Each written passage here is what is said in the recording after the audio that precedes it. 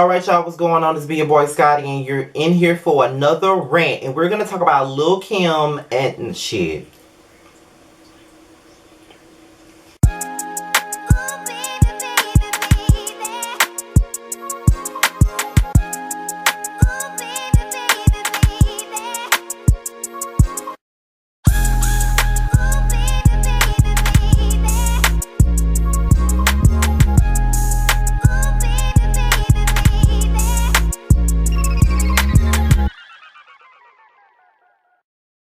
What's going on, you guys? It's be your boy Scotty, and you're in for another rant. And today we're going to talk about Lil Mo and the YouTube sensation queen Naija. So apparently there was a cipher for this year's Soul Train Awards, and Queen Naija was a part of the cipher. Now, mind you, I did not watch the Soul Train Awards. I didn't even know they were coming on. I was too busy looking at the Housewives of Atlanta, so that's why I did not get a chance to see it. But according to the Shade Room, Lil Mo, you know, had a couple of things to say about Queen Naija and her performance. So I'm going to read what she said, at least most of it, because I don't know if y'all want to hear all that shit, but you know.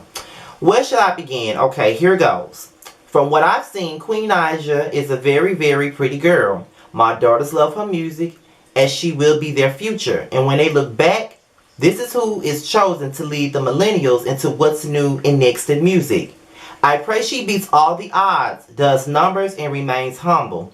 As for this cipher, maybe the pregnancy is prohibiting singing from the bottom of her pit. Maybe she should have war cried or just sat this one out until her seasoning is to this foolish savior. I really don't know much about her besides what the blogs post, but I believe she can reach her fullest vocal potential outside of this mediocrity if she stays around vocal Bibles. The look, the voice is there. Just need someone on her team to tell her to tap in. Because to be honest, too many sound alike, look alike, and have the same story, YouTube or social media. So they get out here in the real world and do one show and whole voice be gone.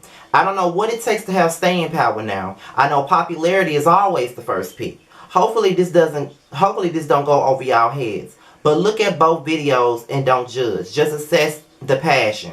And let me know who made you feel a way after they sang and who was just there because they got booked for it. And I don't care how old, washed up singer I am. Bitch, I sing circles into their grave and out of it. So miss me with all that shit. And while you look at it, and while you at it, look up Yeti Smith.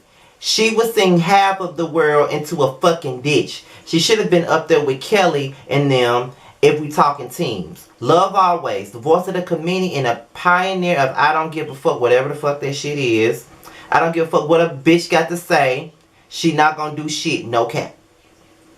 So when she put that out there, you know what I'm saying? Queen Naija responded with 3 tweets.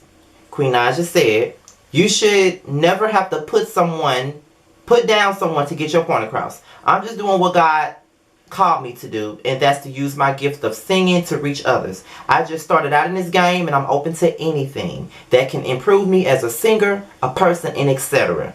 Word of advice from a young singer just now entering the music industry and to vets who've been in the game, encouragement goes a long way.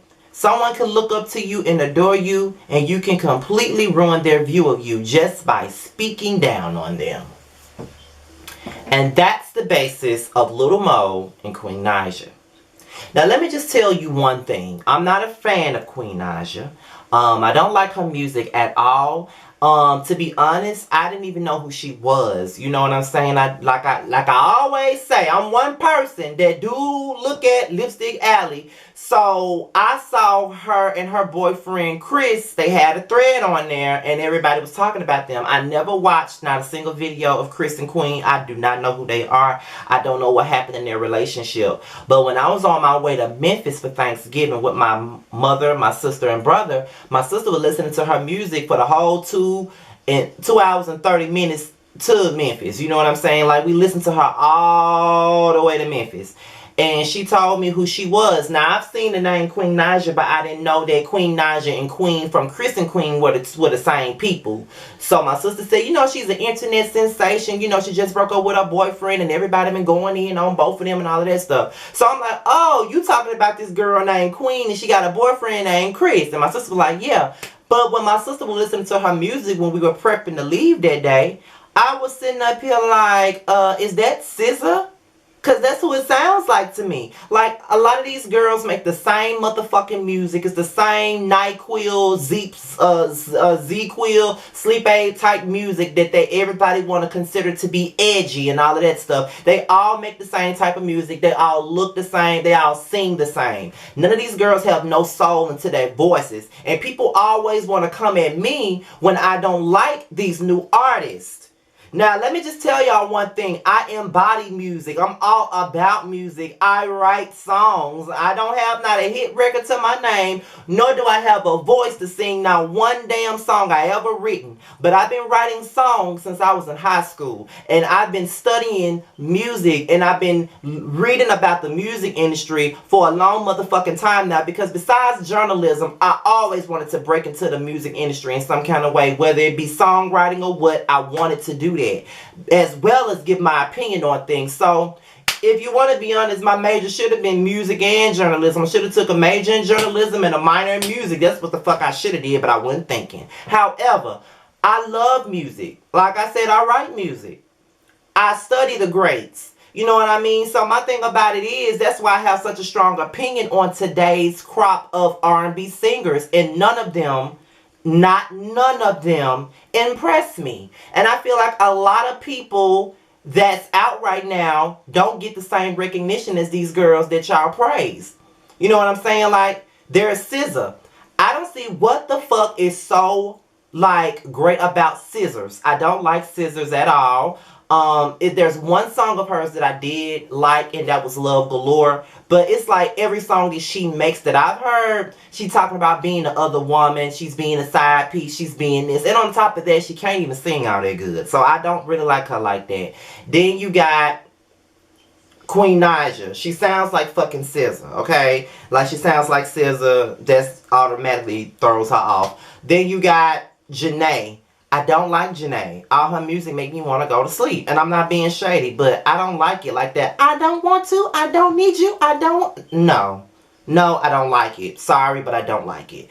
I'm not even interested in these other girls like Justine, Sky, and all of those other people. Like, I remember a couple of years ago, there was a, you know, every other few years in a decade, there's going to be a new crop of singers coming out.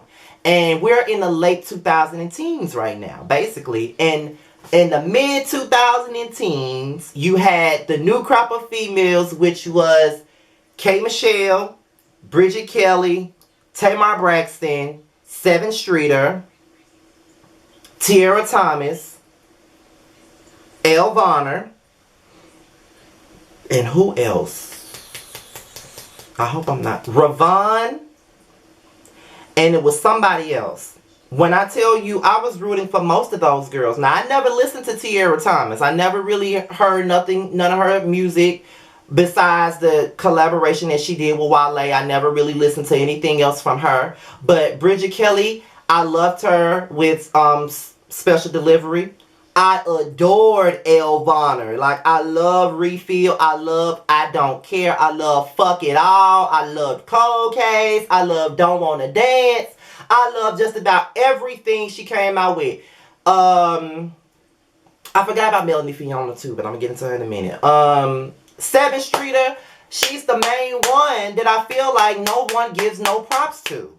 Like, she's a talented singer. She has great songwriting skills, and she makes good music. But somehow, some way, when she was with Atlantic, they wasn't giving her the proper push. And on top of that, it's like she had a lane at first, but then they had her doing other shit.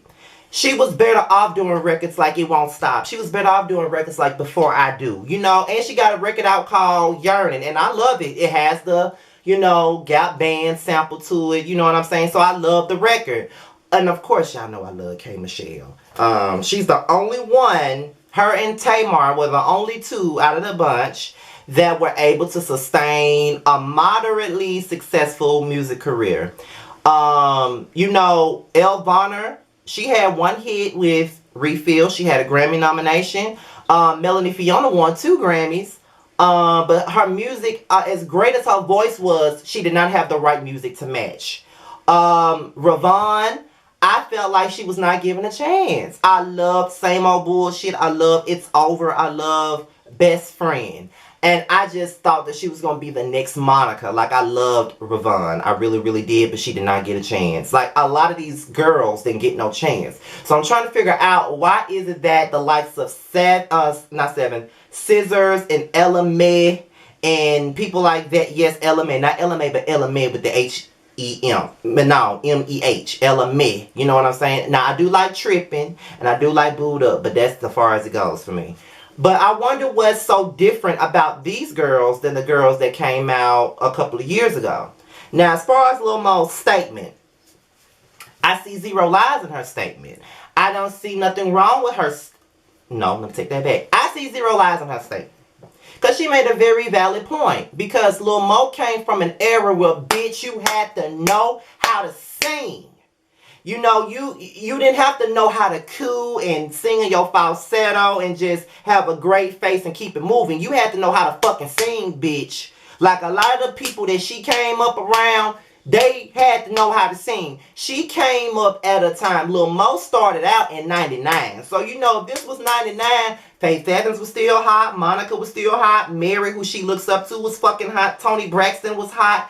All these singing ass bitches were hot back then. So that's why she has that mentality that she got. And she looked up to people like, you know, and then you got Fantasia. You know, all these girls that came out around the time with Lil Mo, they all were known to sing. Now you ain't gotta know how to sing these days. Long as you got a fat ass, a great body, a cute face, and you can carry a tune, you'll get a record deal. And on top of that, social media has a lot to do with this shit, because if you got a significant amount of followers on your Instagram, your YouTubes, your Twitters, they look at those numbers. And as a business, if you're looking for a business side, that's the best thing to go with. If you're trying to make some money, you're trying to get a quick buck, you're trying to sell records, if you're going to find someone, okay, she cute, she's sexy, she got the look for today, she got about 7 million followers already without a deal, and she can carry a tune, we can do something with that.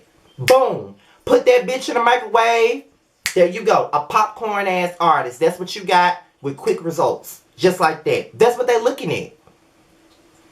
It's easier to get and this is the thing, it was harder for you to get a record deal back in the day. Back in the day, you had to send demo tapes to the labels. You would have to write them, call them up. Now all you gotta do is get a YouTube channel and hope somebody pick you up, or get an Instagram. Hope somebody follow you. You know, that's all it is. The problem with Lil Mo's statement is the way she worded it. Now, I get that she's trying to be the OG and give this girl some advice. I do understand where she was coming from with it. But it's the way that she put it out there. And with her being in the position that she's in, she lost her job on Love and Hip Hop. She lost her job on R&B Diva. She lost her radio job for being a big mouth dummy. And she's not selling records. And when she do put out albums, no one buys them. I think her last album, and I'm not even being shady, the last album that she put out was called The Scarlet Letter, and it was horrible. And she put it out on the last season of R&B Divas. Honey, that shit only sold 800 copies the first week. What are you talking about? So, it's a lot going on with Lil Mo. Ain't nobody paying attention to her or her music. If she is putting out any music, nobody wants to hear it. And it sucks because Lil Mo knows how to sing. Lil Mo has a voice on her. You know what I'm saying? She really does. She can sing her ass off. I've been a huge fan of Lil Mo for years now. I stopped fucking with her after R&B Divas, but that doesn't take away from the fact that I was a huge fan of her motherfucking music before that. When I was growing up, Lil Mo came out. The first time we really heard Lil Mo sing was on Hot Boys. That was back in 99. I was in the 5th grade. And then she sung hooks on a lot of other records. Then she came out with Tie-Dye. Then she came out with Superwoman. And then she was singing on all the Murder Inc. records, the Jay-Z records. Then, you know, she came out with the song Gangsta when she sampled Snoop Dogg's Gin and Juice record. And then she got pregnant and she came back out with another single called Forever featuring Fabulous. That was hot. It was an album called Meet the Girl Next Door. It was a great album. She went independent a couple of years later, came out with Pain and Paper. She had a song called Sometimes I featuring Jim Jones. She remade the Shirley Murdoch classic Husband. Like, she had good records, and she even came out with another record in 2011 called P.S. I Love Me. And the very first single, y'all can look it up, it was a song featuring Tweet called I Love Me. Great record. The whole album was hot. Now, this Scarlet Record shit, Scarlet Letter shit, I don't know what the fuck she was doing with that. But that P.S. I Love Me album was the shit. But Lil Mo, you coming across bitter. Now, I don't think that you're necessarily bitter because you didn't tell any lies in your post. But it's the way you said it. And it comes across like you mad because it's not you that was invited to the Soul Train Awards. Like, if you was going to be that motherfucking harsh, or that motherfucking harsh of a critic, you could have DM'd her. But at the same time, it's the way you did it. You added her. And it's just the way you said it. I get the message, but in the words of Ayanla, your behavior diminishes your message. And the way your behavior has been and the way your behavior was in the post, it diminished your message. Because you didn't tell no lies. Period. No lies were being told in that post. You know what I mean?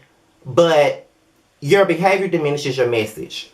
And as an OG, you got to understand, you're not in the position to say what the fuck, you know, you, like, I'm not saying that because she's not in the best of places career-wise that she doesn't have a right to her own opinion, because we all have a right to our opinion. I give my opinion every motherfucking day on this damn channel, okay? So I'm not here to tell her that she ain't got no right to have an opinion, because she got a right. She do. But it's the way you say stuff. It's not what you say. It's how you say it. You know what I'm saying? So that's how I feel about it. Leave your comments fucking below. I really want to have a conversation about this.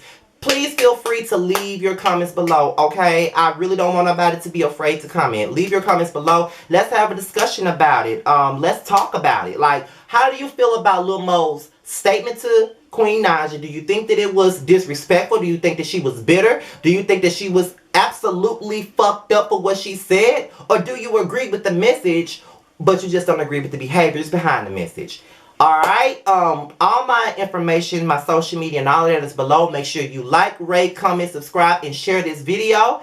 And with that being said, I am out of here, you guys. To my next rant, peace, love, and hair grease. I'm out of here.